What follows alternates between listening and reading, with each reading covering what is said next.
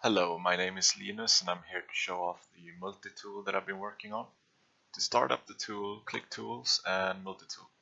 This opens up a window which you can dock if you want, or you can keep it separate, it's up to you. By default it will show the ruler tool. This is a tool that helps you measure the distances between objects. You can enable or disable the tool by clicking the little arrow. To measure something, you can move these different points around and it will display the length in meters or units. It's the same as Unity uses.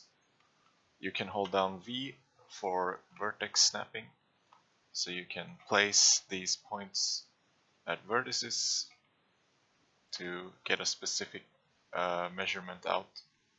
You can also write custom values in the box here to anything you want. To stop using a tool, just hit the little arrow next to the tool and it'll disappear. If you want to use the tool again, just hit the arrow and it'll remember where it was last time. The angle tool is a tool that measures angles between these points. You can snap it using V, the key V, to vertex snap it to different points, or you can move using the default Unity handle as well. The volume tool has a few different options: box, sphere, and plane. Just like the other tools, these points can all be snapped and moved as you wish.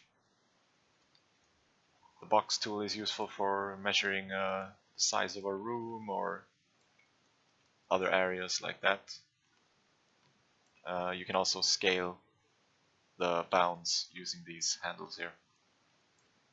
The sphere tool is a little special. When you move the center of the sphere, the other point stays. So that means that you can see how large of a sphere you would need to cover this area, and then you can rotate the sphere around. If you select a game object while the tool is open, you will have some different options here. You can rename the object to whatever you want. You can deselect the object. You can change its position just like the regular transform, but instead of having to reset the entire transform, you can just reset individual transforms like this. So you can reset the rotation without resetting the position, for instance, and the same with the scale position.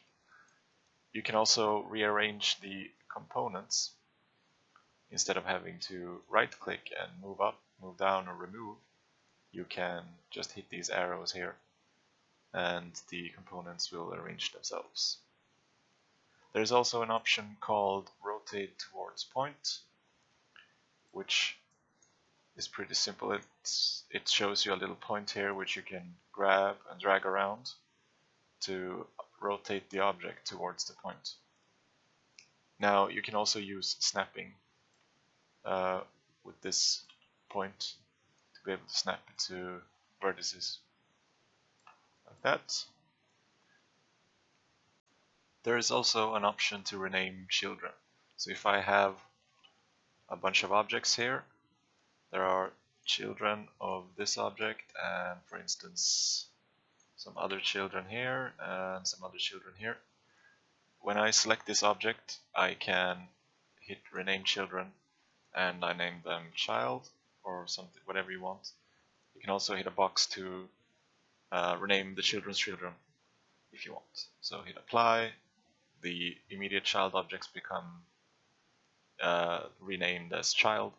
If you hit the box, they will be renamed as well. So now you can see that every object here is renamed.